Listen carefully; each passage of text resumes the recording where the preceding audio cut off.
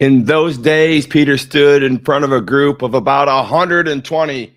A group of 120. Good morning, America. Good morning, my friends. Good morning, all over the world. This is Todd Saylor, Wired Differently, coming to you straight after the Tiki Hut retreat. I can't wait to talk to you this morning. It's Monday morning. I got so much stuff on my mind, so I just want to let you know, let's get it on like Donkey Kong. Preview.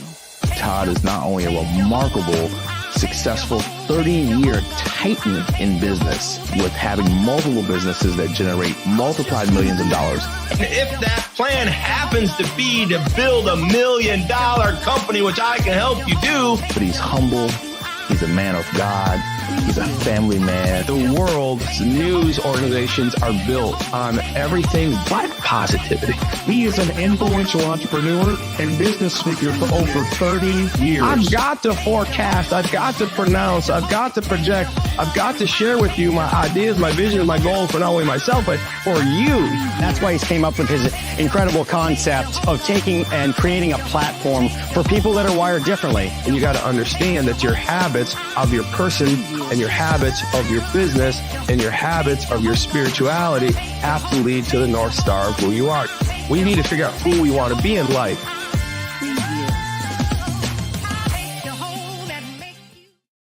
Good morning. We did it again. Good morning. Look at all these viewers out here. Thank you so much, man. I actually, you would think I might be tired this morning, but I'm not. I'm actually energized. I had a good day off on Sunday, went to church, had some things, did some Bible study on that day, got to sleep. Saturday evening was a good evening after the Tiki Hut retreat. We had a blast, man. I got to tell you, for those of you who are at the Tiki Hut retreat, I see a lot of you on here. I don't know exactly who's on the live right now, but I know some of you were at the Tiki Hut retreat. Let me see, is my arm? Let's get my shirt fixed here. Come on, somebody's got to dress me better. We had the Tiki Hut retreat here at Longboat Key at the Dota Resort. And man, I got to tell you, it was like one of the most amazing, I'll say it, I think, accomplishments in my life. And I've done a lot of things. But I want to say, more importantly, it was the most amazing experience for myself and a lot of people to sit through 3 days of seminars on growing you bigger, growing you faster and stronger in the Word, right? And we wanted to actually do that through this process of building you personally, building you spiritually, and then building you profitably.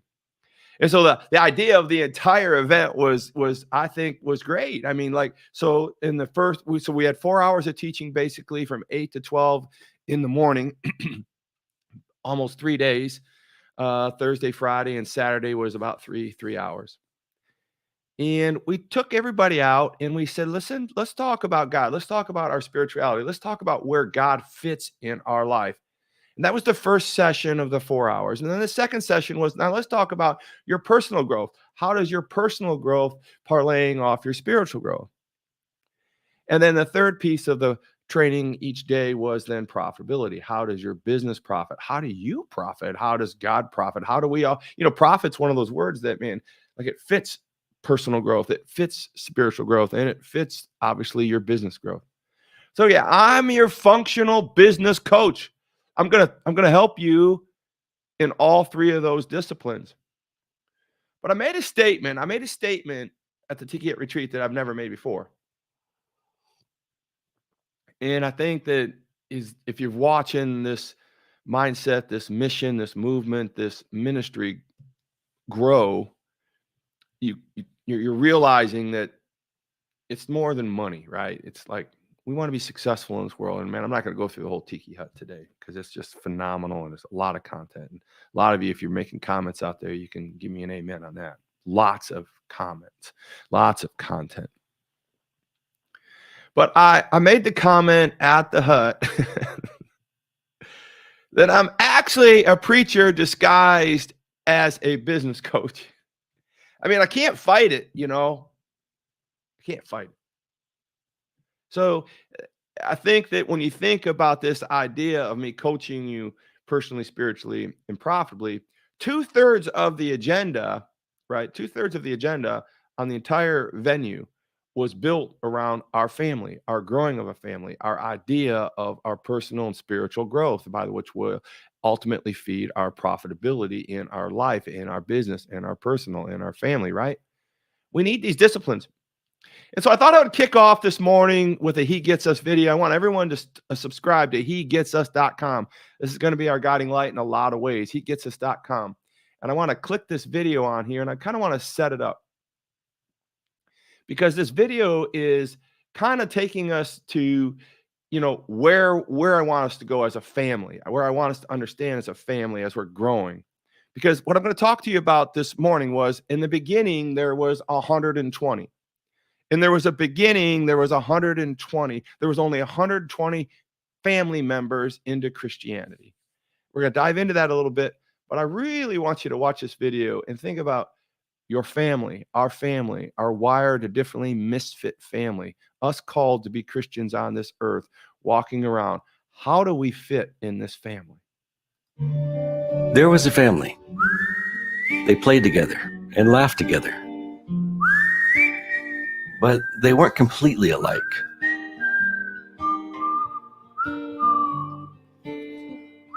And as they grew older, their opinions widened, and they distanced from each other. Conversations became heated. Reunions became more and more uncomfortable. They thought they were meant for each other, only thinking of one another. Brother aligned against sister. Never thinking just for 1 second. Birthdays were ignored, gatherings stopped. Because each had to be right. We don't want them. Oh no. We don't want them. We don't want them. We don't want them. I want you to think about that.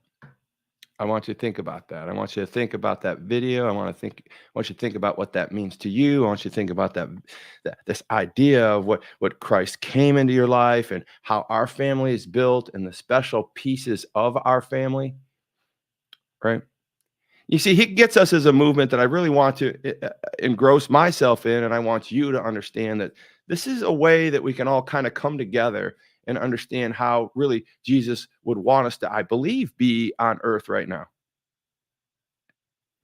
I'm a modern day Apollos, and I can't help but think that He gets us in these videos and some of these teachings we talk about over the next years or so are of that same vein. A modern day Apollos, the people that are putting it together, realize they don't know everything, right?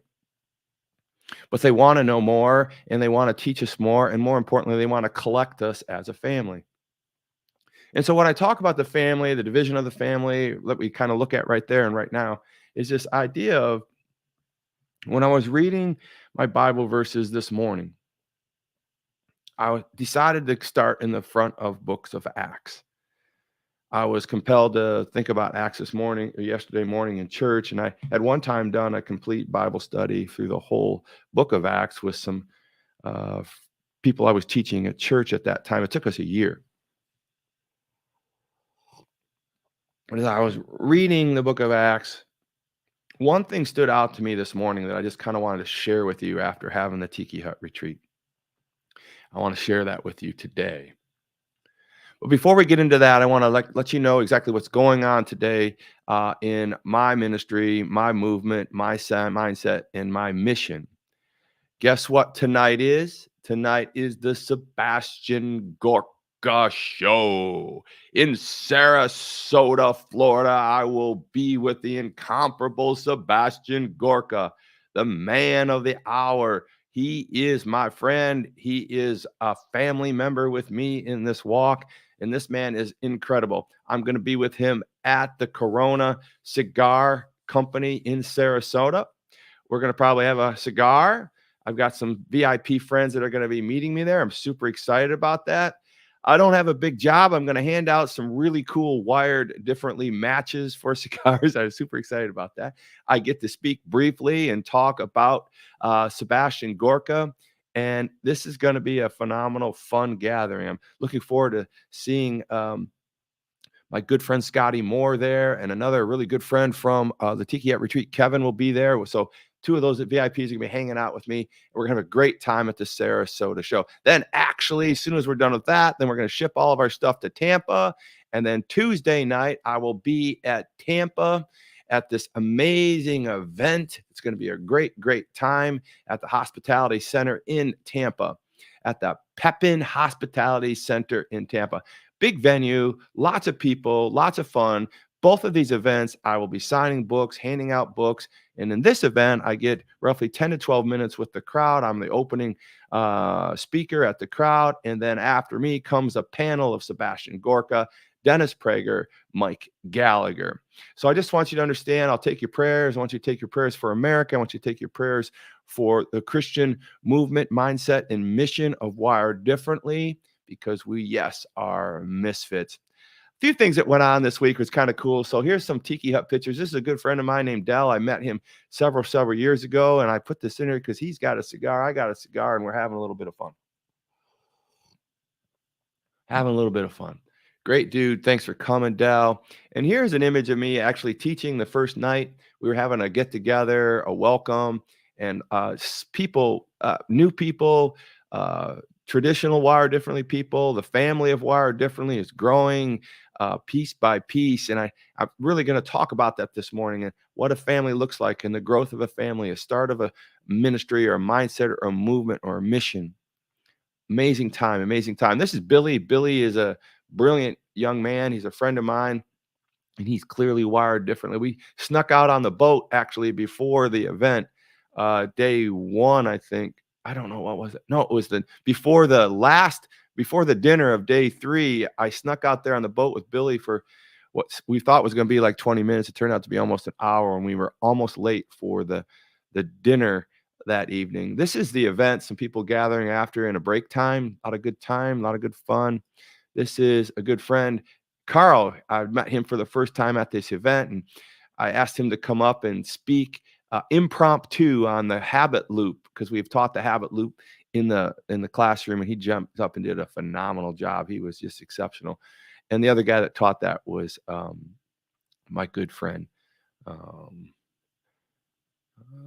Let's see, where am I? I lost my place here. Harold Reed. Right there he is. Harold Reed. He got to do it as well. This is us at Egmont Key. This is me standing at a table, having some fun with everybody, explaining what we're going to do in the leadership scavenger hunt. Great time. Tiki Hut Retreat, Egmont Key. We had a blast. That place is just phenomenal history. Let's see what else we got here. There's Harold Reed. Man, I love him. Charlene. This is on break. Everyone doing their notes. You can see Harold's notes. Charlene took lots of notes. She was there. Just a ray of sunshine. You can see in the background Chris, and there's Carl, and there's Abby, and there is my man, the Rainman, Brian Dickman. So another guy came all the way from Boston. Michael, what a great guy. He's a podcast, helped gave Grant Cardone a boost, and Ed Maylott a boost. He came out, and he was sporting the Wired Differently hat. He's just a phenomenal dude, and he's part of the Wired Differently movement now as well. This is a good friend, Kevin. He's going to be at the Sarasota Cigar with me tonight. Can't wait to see you, Kevin. And here we are at Egmont Key again, deciphering where we're going to go, looking at our maps. You can see who is that? That's Angela trying to figure out her way through the jungle, and Abby's trying to give her some tips not to get lost. Some good people here. This is let's see, that's Heather, and this is my good friend Handyman Service. And I'm drawing blank. I don't draw blank on his name, but he was a great dude. Can't wait to meet up with them. And this is our banner, and this is me teaching unconventional brilliance.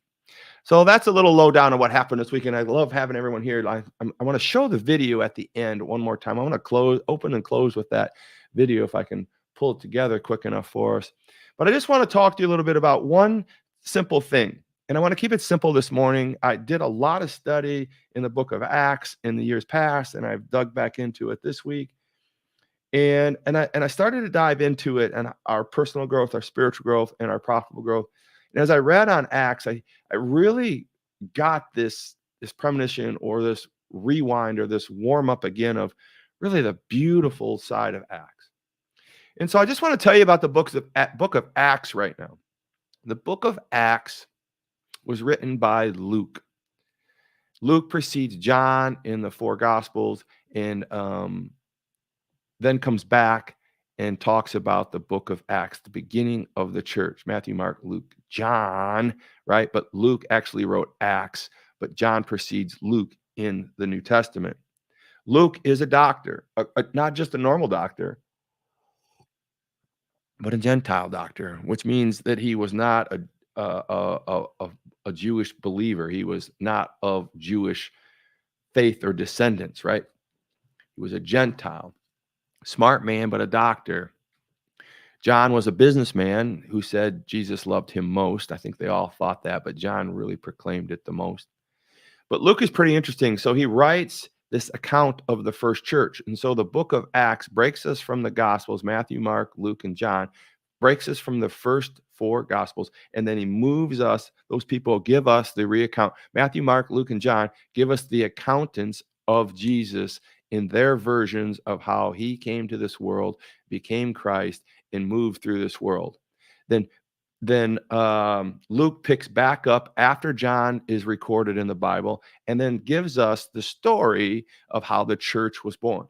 So why is that relevant today? Why, Todd, why are you always on the Bible? Why? Because that's the spiritual side. So I'm going to always take you through the spiritual side. I'm going to then take you through the personal side, and I'm going to take you through the profitable side. So if you want to figure out how to be profitable, we got to hang around for the end of the show.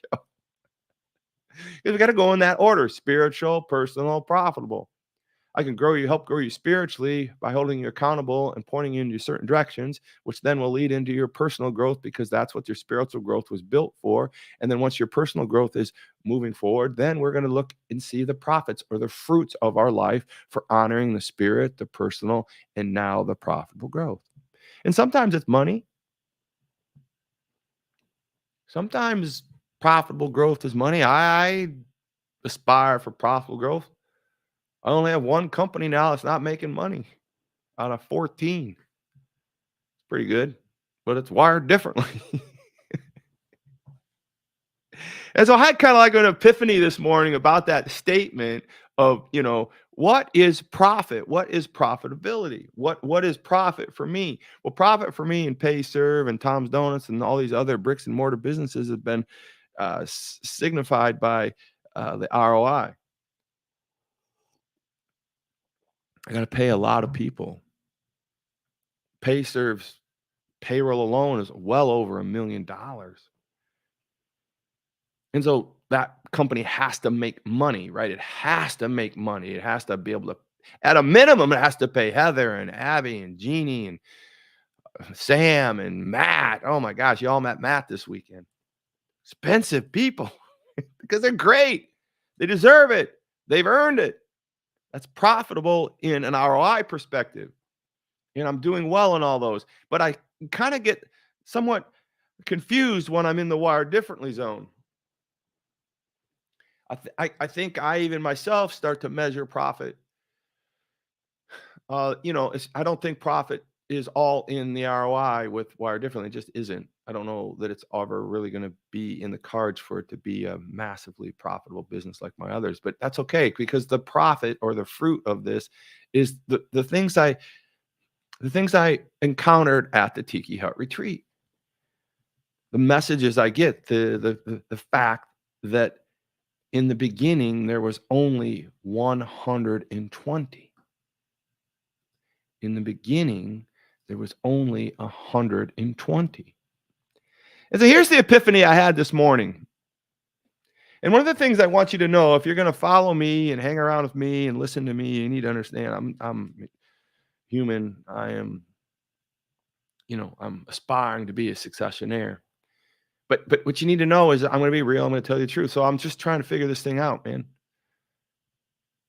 But when I was reading Acts, which was written by Luke, it was talking about the first church and how it's being built and how things were happening. And it was talking about how God ascended after 40 days.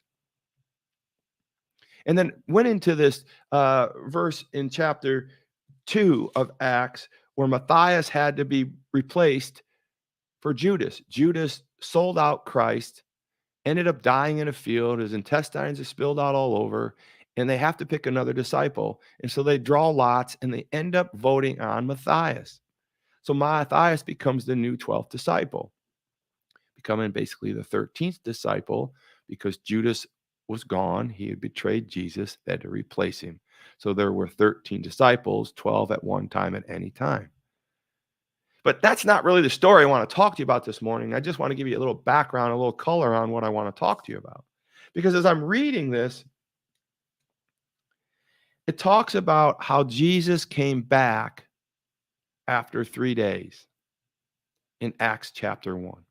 I'm going to get to the part I want to teach on. But I want you to understand that when Jesus died on the cross, right? When he died on the cross, let me make this clear to you. When he died on the cross, he left. They went into the tomb. He wasn't there. Where did he go? Day 1, day 2, day 3. 3 days, he was gone. They rolled the stone away. He wasn't there. After the 3rd day, he came back for 40 days. And he said, people believe in me. I'm back. I'm here. Let me teach for 40 days. But in 1 Peter, it talks about basically where he went for those 3 days. The writings lead us to believe that Jesus did not ascend to heaven after he was crucified and disappeared from the tomb. 1 Peter brings us to the fact that he said this, through whom also he went and preached to the spirit in prison. Through whom also he went and preached to the spirits in prison. 1 Peter talks about the fact that after Jesus had moved on, was eliminated from the tomb, that he literally did battle with Satan. He went to hell. He went to Hades. He went and took on the devil himself to release Noah and all these amazing figures in the Old Testament to free them from the imprisonment of hell, or purgatory, as some people would call it. And so that's really what happens. So when Jesus disappears for 3 days, he's down there doing battle for us. I love the story. I love the imagery. I'm going to battle. Then when they say he ascended, he came back to heaven, or he came back to earth for 40 days to prove that he was alive again and he was real. And then ultimately, after 40 days, he then ascended to heaven. And the disciples watched him poof go in the sky, right? And so that's the setup. That's the setup. So when he comes back in Pentecost, he comes back not as a human form, but he comes back as the Holy Spirit. And we talked about the Ruha in the past. And so I want you to understand that's kind of the setup here and what's going on. And when Peter is talking, and when Luke is talking about telling the story in Acts about voting on Judas, it's really the setup of Pentecost, because not 10 days later, the Holy Spirit does come back and it's seen. But what I wanted to share with you is when they're going through this voting and this lot casting, he is literally talking to those people in those days. Peter stood up among the believers. This talks about this in Acts, right? Talks about it in Acts. If you want to go to it, Acts chapter 1, verse 8, it talks about this. But he's clearly saying that in those days, Acts chapter 1, verse 15, he says, in those days, Peter stood among the believers, a group of about 120. I guess that's really what I want to jump off with you today here and kind of give you a little bit of a thinking and a thought process of why we're differently in our misfitness about Christianity. All of that to say that it started with 120 people. I know there's a lot of history. I know that's a lot of stuff to talk about and think about. But I just want you to understand our family, right? The family that we're talking about here. Let me just see if I can set up this video again. Let's not worry about that right now. This family that we're talking about right here, this family of Wired Differently people that we probably had 45 people there this weekend, and maybe 25 people the first Tiki Hut 6 months ago. We went from 25 to 45, right? This family that we're talking about and gathering, this Wired Differently gospel teaching family, right, was talked about in the book of Luke.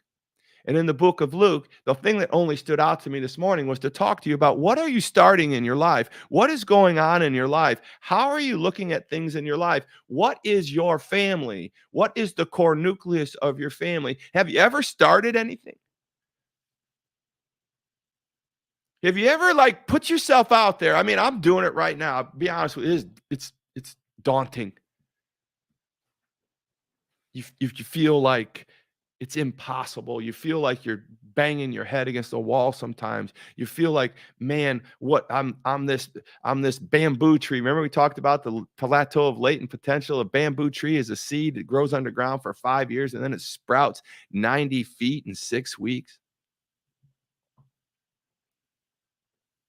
But it's daunting. And you ask yourself questions like, why am I starting something? Why am I doing something? Why am I starting all this? Why am I going through all this, Todd? Why are you doing this? Why are you trying to create a family of believers?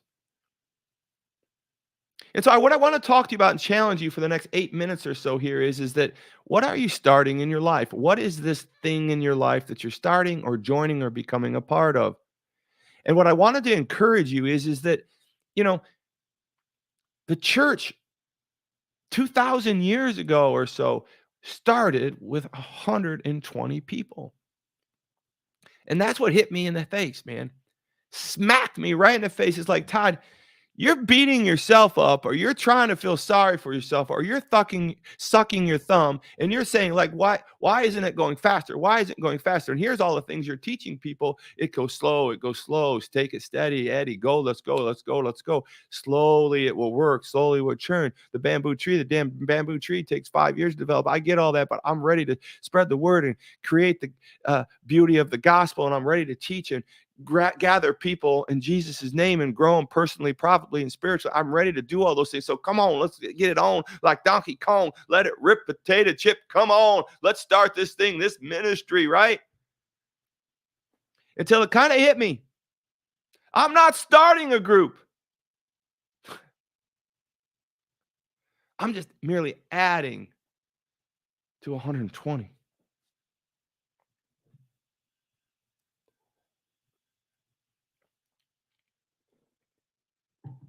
Come on, Todd, get over yourself. Come on, people, get over yourself.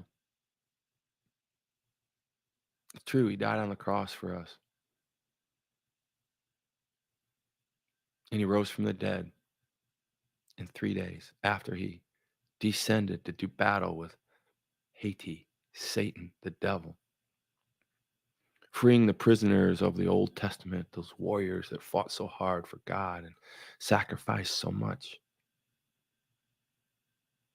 And then he came back to earth for 40 days and walked around and said, it's true, I am who I am. See who I am true. And then with a blink of an eye, the disciples watched him go flashing back up into the sky. And then 10 days later, he came back down in the form of Ruach, the wind, the fire. The Holy Spirit descended on the world and those disciples. And that 120 grew from 120 to 3,000 in one day. Now that's an ROI we can talk about, right? That's an ROI we can talk about. We're not creating a new ministry, Todd. We're adding to the most beautiful story ever told. Matter of fact, the greatest story ever told. Do you realize that the Christian faith and the Christian belief structure now is the largest religious group in the world? In the world. We are number one, Todd. You're adding to 120. Literally, the Christian growth, right? The Christian number right now. Does anybody know how many Christians are in America right now? In the world right now? In the world right now? 2.4 billion Christians in this world. The number 2 religion behind us is Islam. We're at 2.4 and Islam is at 1.9. We are a dominating position. We have a dominating marking position. I mean, we talked about it at the Tiki Hut. Listen, we are doing it right. We are adding to 120. Every life, every soul, every conscious thought, everything that happened over the 4 days at the Tiki Hut retreat added to the 120. Todd, you're not starting anything new. You're just adding to the 120. Be part of the 120. Be part of the 120 group. Come on now, somebody. Let it rip, potato chip. We got a lot to do here, and it's not measured in ROI. It's measured in souls. 2.4 billion Christians in this world. There's some 9 billion people in this world. Number two, Christian faith is Islam, and that's 1.9 billion. We almost double, 2/3 the closest religion behind us. And number three is Hinduism with 1.2, right? And a distant fourth, actually, a distant fourth is Buddhism. But here's something shocking. You don't count it as a religion, but I looked it up. It's shocking that there's 500 to 750 million atheists in this world. Now, the way I see it, that's low-hanging fruit, man. This is what we're called to do. We're here to call to add to the 120, Todd. Come on now, somebody. That's our calling. That's our calling. So this morning has been very interesting. And I wanted to make sure that you understood what was going on in my mind and what has gone on in the past and where we're going and how I really hope you look at things. Because I'm called to share these things with you.